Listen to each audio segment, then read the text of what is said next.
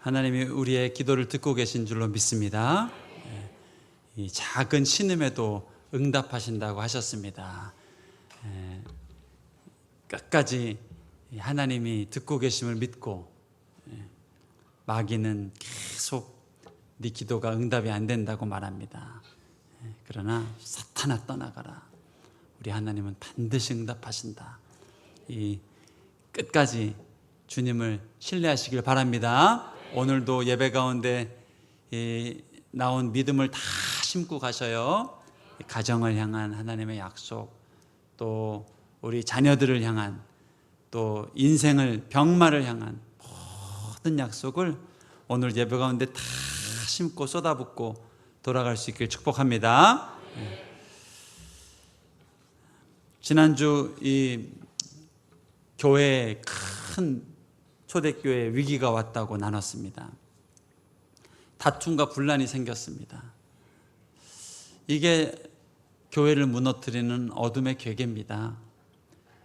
이 감옥에 갇혀 있어도 풀려나서 복음을 전했고, 또 매질을 당해도 교회는 부흥하고 복음을 전했습니다.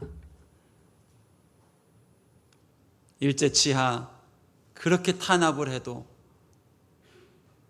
우상에게 절하지 않겠다는 믿음을 가지고 우리 한국교회도 일어났습니다.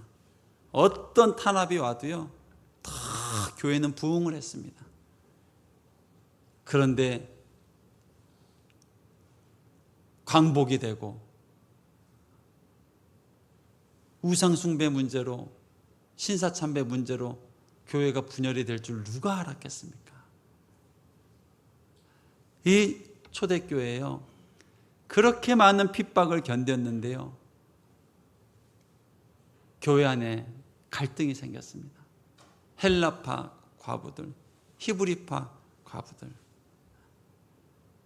오늘 본문에는 담겨 있지 않지만요, 사도들이 얼마나 울면서 기도했는지 몰라요.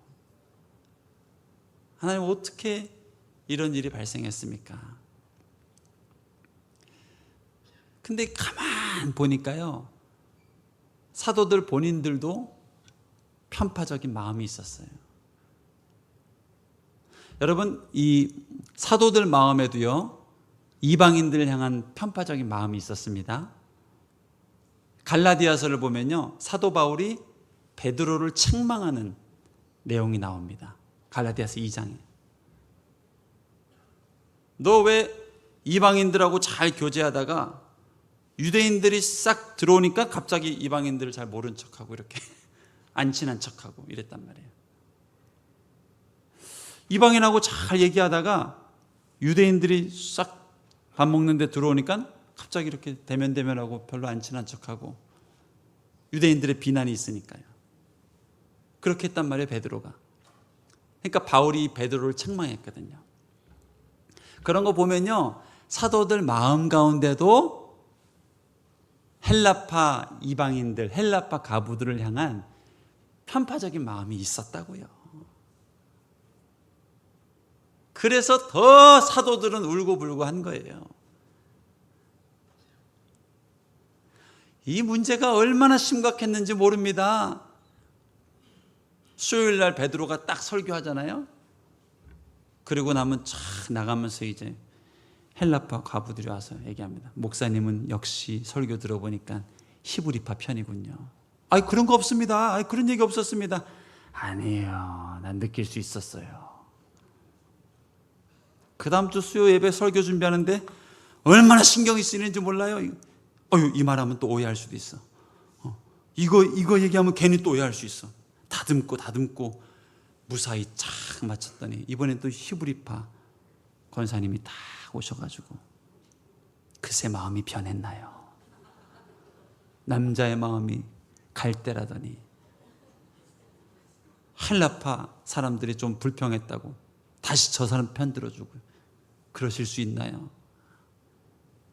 그 다음 주 수요일에는 베드로가 설교 못했습니다. 속 쓰려서 위궤양으로 쓰러져가지고. 이게 엄청난 심각한 문제였습니다. 그리고 기도하다 보니까 사도들도 느낀 거예요. 아, 내 안에도 이런 잘못이 있구나. 이게 성도들 잘못이 아니구나. 이게 오해가 아니구나. 내 안에도 이런 편파적인 마음이 있구나. 이 문제가 나 때문이구나. 그리고 울면서 회개하고 기도하는데 그때 하나님이 다시 나타나신 거예요. 절망하지 말아라. 야, 이 교회가 네 인격에 따라서 흔들리는 교회면 그게 네 교회지 내 교회냐? 이 교회가 네 허물로 인해서 무너지고 사라지면 그게 네 교회지 내 교회냐? 이 교회는 예수가 머리 대신 교회란다. 주님 앞으로 나오렴. 아무것 걱정하지 말고 주님의 은혜 가운데 머물렴. 실수는 사람이 했을지라도 하나님이 이 문제를 해결해 주시리라. 그래서 사도들이 기쁘고 뜀뛰고 노래하며 할렐루야 했을 거란 말이에요. 그래서 사도들은 무엇을 결정한 줄 아세요? 더욱더 나는 기도하는 일에 올인하리라. 더욱더 복음 전하는 일에 올인하리라. 그래서 이 문제를 사람들 7집사를 세우라고 얘기를 한 거예요. 사도들이요, 이 문제가 별로 심각한 문제가 아니기 때문에 아유, 이 정도는 그냥 여러분이 알아서 하세요. 우리는 그냥 말씀 전하러 다닐래요 라고 한 게 아닙니다. 심각한 문제였어요. 교회가 지금 두 쪽 날 위기였단 말이에요. 그런데 이 리더십들이 주 앞에 무릎 꿇고 엎드리자 하나님이 다시 은혜를 주시고 그들이 결단을 합니다. 그렇구나. 하나님께 집중하면 되겠구나. 기도하면 되겠구나. 그러고 보니 요즘 복음 전하는 일을 좀 게으리했네. 다른 여러 가지 봉사하고 사역하고 나눔하고 도와주느라고 하나님 복음 전하는 일을 게을리했었네. 그렇구나. 이거 교회에 주신 사인이구나. 더 기도하고 더 하나님을 위해서 애쓰라는 사인이구나. 문제는 반드시 주님이 해결해 주시겠구나. 할렐루야 하고 결정한 게 복음 전하는 일, 기도하는 일에 애쓰겠습니다 라고 결정한 거예요. 그러자 이 교회에 성령 충만한 7명의 집사가 세워졌습니다. 여러분, 오늘 이 본문이요, 묵상할수록 기적의 말씀입니다. 제가 한번 질문을 드릴게요. 교회가 다툼이 일어났을 때 사람 세우면 될까요? 안 될까요? 조직에 다툼이 생겼을 때 사람 세우면 될까요? 안 될까요? 안 돼요. 이 다툼 생겼을 때는요, 이쪽 편 사람, 이쪽 편 사람 세워지기 때문에요, 그럴 때 사람 세우면 큰일 나요. 지금 이렇게 이 다툼이 생겼는데 사람 세우잖아요? 그러면 헬라파 가부들이 우리 헬라파 사람 세워주세요. 히브리파 사람들은 우리 히브리파 사람 세워주세요. 투표. 3명. 근데 사도는 몇 명 세우라고 그랬어요? 7명 세우라고 그랬잖아요. 한 명 누구 세워야 돼요? 이거 가지고 다시 또 다툼이 나는 거예요. 한 명을 누굴 세우느냐. 원래요, 교회에 다툼이 있고 분란이 있을 때는요, 사람 세우면 안 됩니다. 분란이 더 커집니다. 그런데요, 리더십들이 성령 충만하고 사도들이 주님 앞에 엎드리고 기도하고 복음 전하는 일에 힘쓰자 이 갈등 상황 가운데 사람이 세워집니다. 어떤 사람? 성령 충만한 사람이 세워집니다. 이게 하나님이 지키시는 교회예요. 교회. 예수님이 머리 되시는 교회입니다. 얼마나 멋진지 몰라요. 돌아보니까요, 하나님이 왜 이 갈등을 교회에 허락하셨을까요? 성령 충만한 집사들 세우려고 허락하신 거예요. 대단하죠. 여러분, 교회도 마찬가지고 가정도 마찬가지입니다.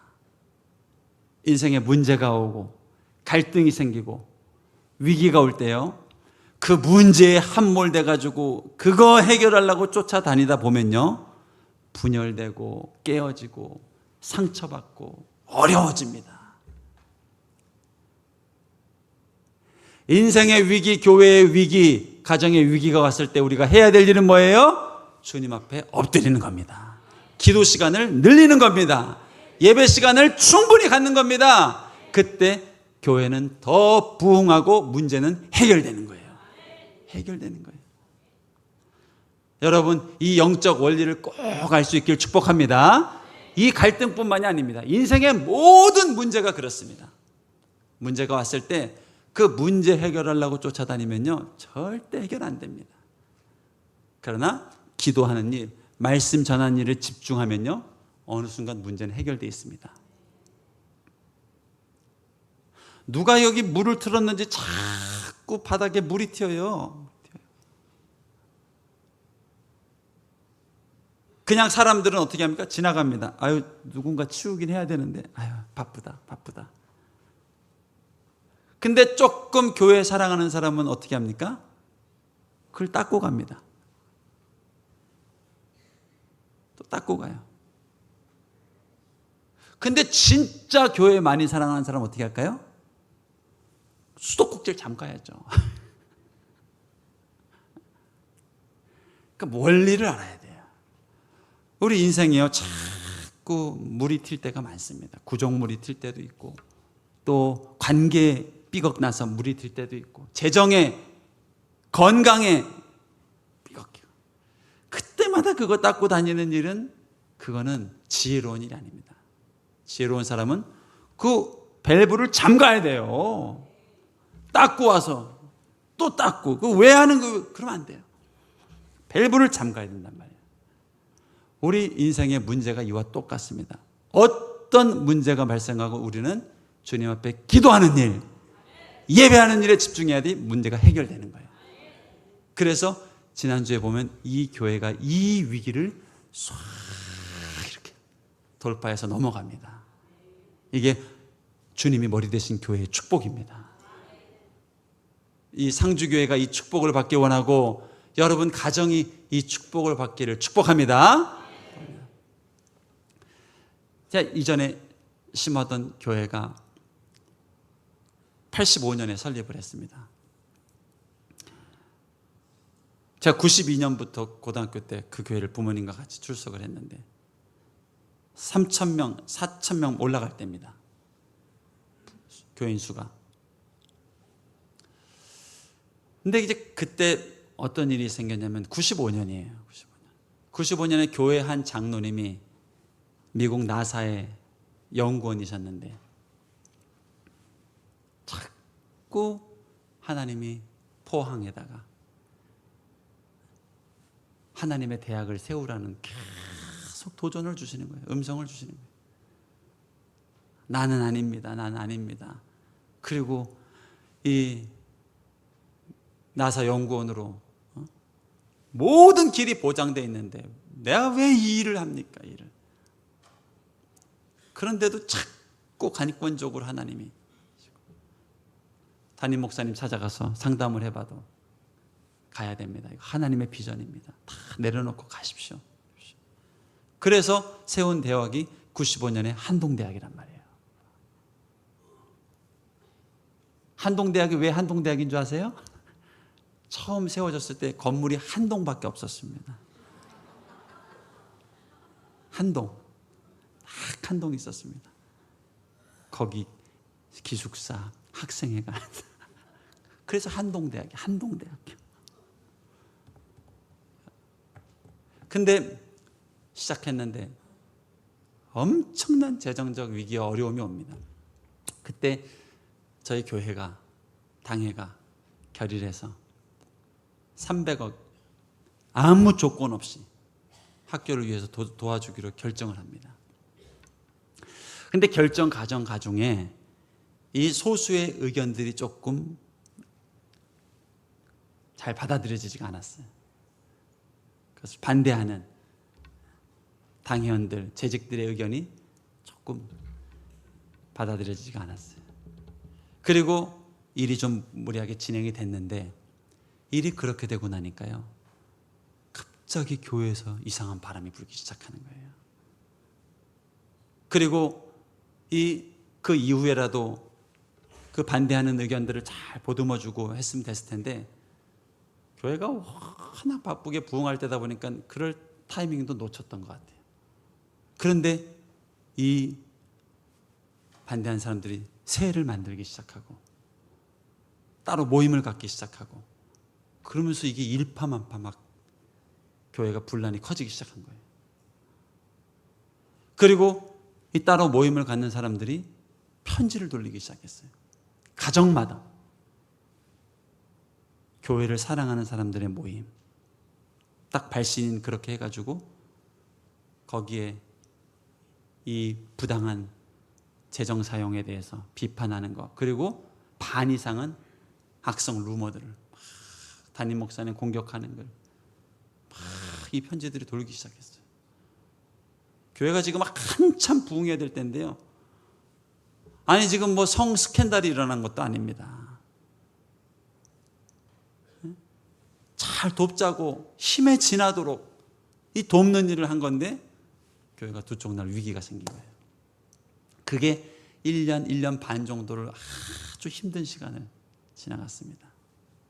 얼마나 힘들었는지 그거 딱 97년에 담임 목사님이 암 걸려서 지난번에 한번 얘기했죠. 수술하러 미국 가셨다고. 그렇게 된 겁니다. 근데요, 그때 제가 진짜 그 담임 목사님을 존경할 수밖에 없었던 이유, 1년 반 설교 강단에서 한 번도 그 말씀을 안 하십니다. 언급도 안 하십니다. 설교 때만 안 하신 게 아니라 얘기 들어보면 교육자 모임 때도 한마디 말씀이 없으십니다. 부목사들은 오히려 아니 이거는 오해고 이거는 해명을 해야 되니까 좀 광고라도 얘기하십시오. 해주십시오. 한마디 말씀을 안 하십니다. 그리고 그냥 하나님께 기도하고 예배하면서 그걸 돌파합니다. 그리고 96년, 97년이 넘어가는데요. 그때부터 하나님이 폭포수 같은 은혜를 주시더라고요.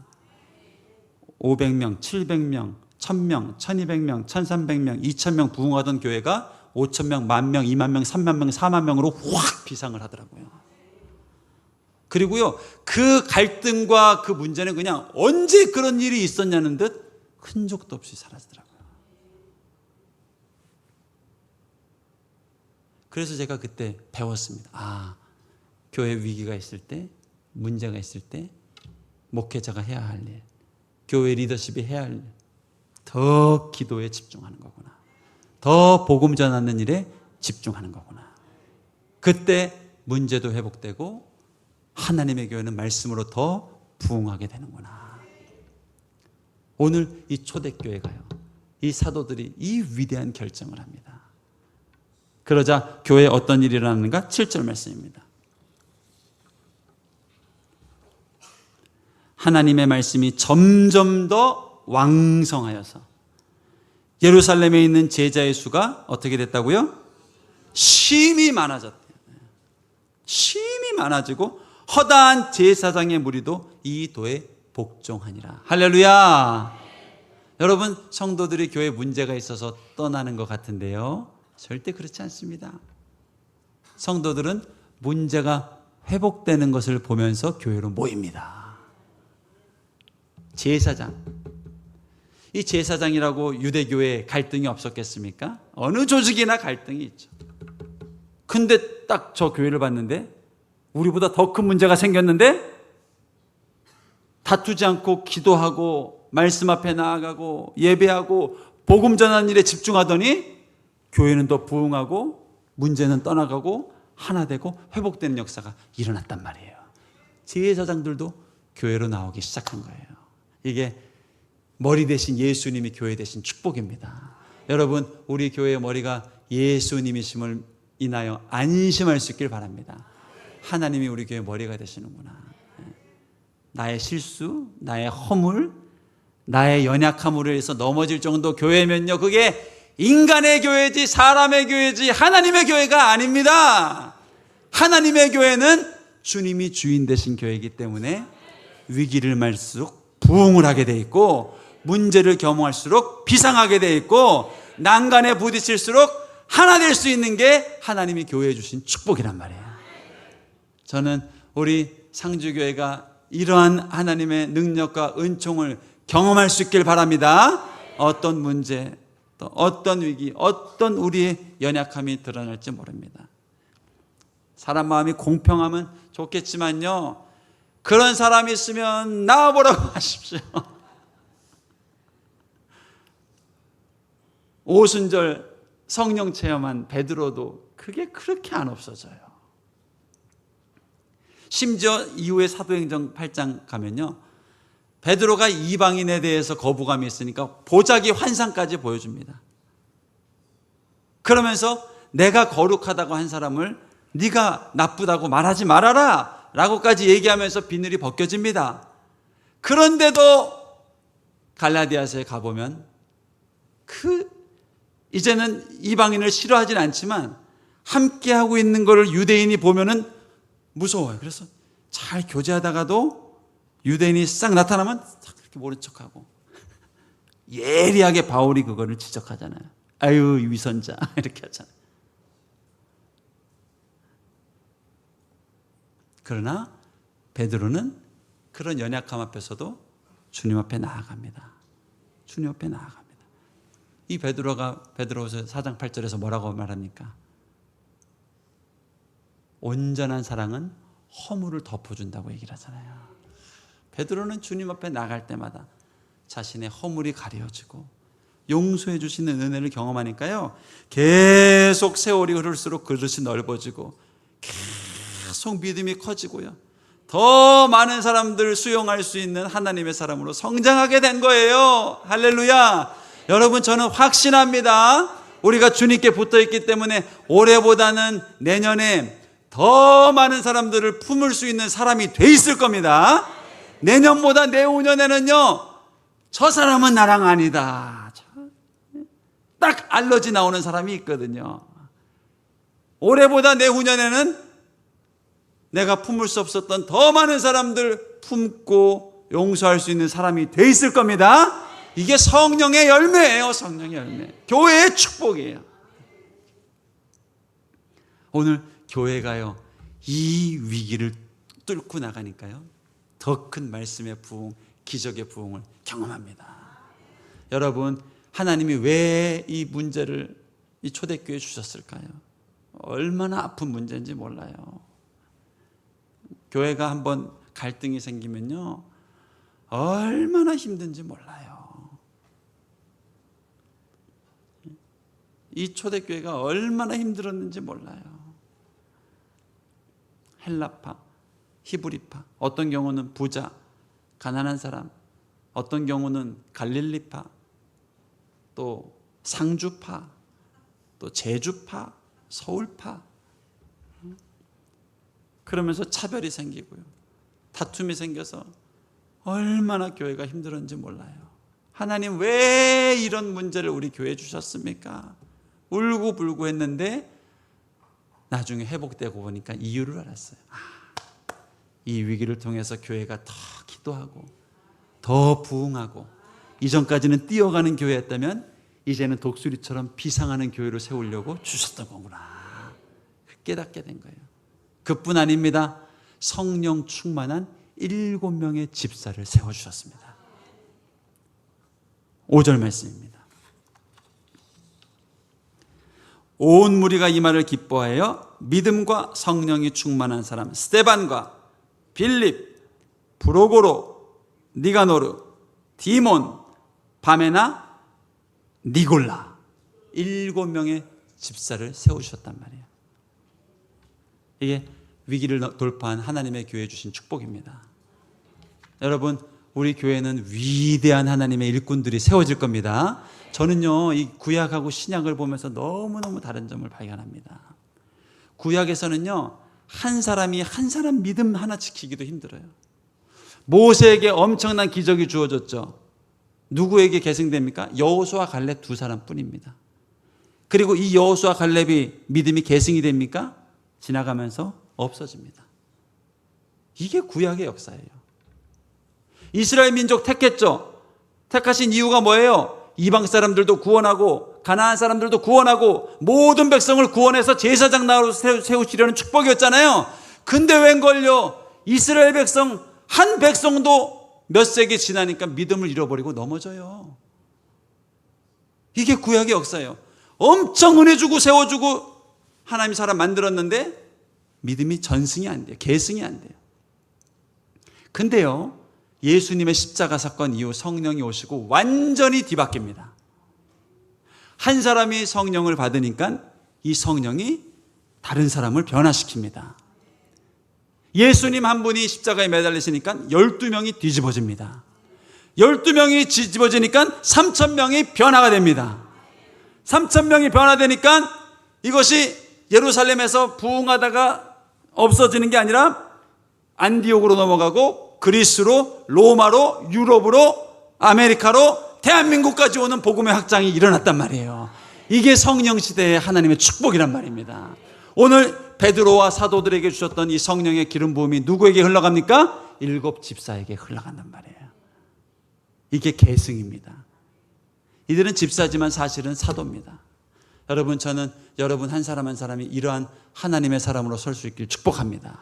목사 같은 장로, 목사 같은 집사, 목사 같은 권사님으로 직장에서, 가정에서, 삶터에서, 사업장에서 승리해야 된단 말이에요. 한 사람 한 사람이 그런 목사 같은 영성을 가지고 지역사회를 섬기고 이 세상에 나아갈 때 우리 교회가 초대교회처럼요, 엄청나게 부흥하고 영향력을 미치는 교인들이 될 거란 말이에요. 여러분, 이러한 환상을 볼 수 있기를 축복합니다. 하나님, 나도 그런 집사가 되게 해주십시오. 하나님, 나도 그런 장로 권사가 되게 해주십시오. 하나님, 이 사도들에게 주셨던 그 기름 부음이 집사님들께도 흘러갔던 것처럼 내게도 그런 영권도 주시고 능력도 주시고 비전도 주시고 확신도 주셔서 이 능력 가지고 세상 가운데 승리할 수 있는 사람 되게 하여 주시옵소서. 승리하는 저와 여러분 될 수 있기를 축복합니다. 함께 기도하겠습니다. 하나님 아버지, 감사합니다. 얼마나 큰 위기가 이 초대교회에 왔는데 다시 봉합하시고 다시 새롭게 하시고 다시 뻗어나가게 하시고 다시 하나 되게 하신 우리 주님의 이름을 찬양합니다. 동일한 주님을 우리가 바라보고 묵상하고 기도하며 나아갑니다. 우리 삶 가운데도 우리 교회에도 이러한 축복이 흘러넘치게 하여 주시옵소서. 예수님 이름으로 기도드렸습니다. 아멘.